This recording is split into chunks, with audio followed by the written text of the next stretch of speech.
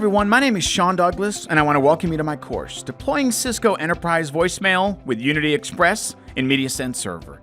I've been a Cisco engineer and instructor for 2 decades. In that time, I've worked a lot with Cisco networking. I'm a CCNA and CCNP in routing and switching, data center, and collaboration. I spent a lot of time working with this technology because it's interesting, it's challenging, and it always works if it's configured properly.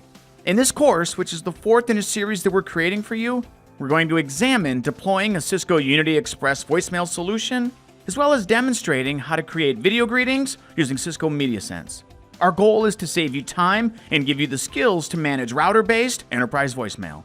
By the end of this course, you'll have the knowledge and confidence to deploy Cisco MediaSense with Cisco Unity Connection for video greetings, Cisco Unity Express router-based voicemail, and troubleshoot a variety of common issues. Before beginning this course, you should have a basic understanding of Cisco Unity Connection Manager, either by having watched the previous courses, deploying enterprise voicemail with Cisco Unity Connection, configuring Cisco Unity Connection call handlers, video greetings, and unified messaging, or have experience working with Cisco Unity Connection. I hope you'll join us as we save you time and give you step-by-step configuration examples with the Deploying Cisco Enterprise Voicemail with Unity Express and MediaSense Server course at Pluralsight.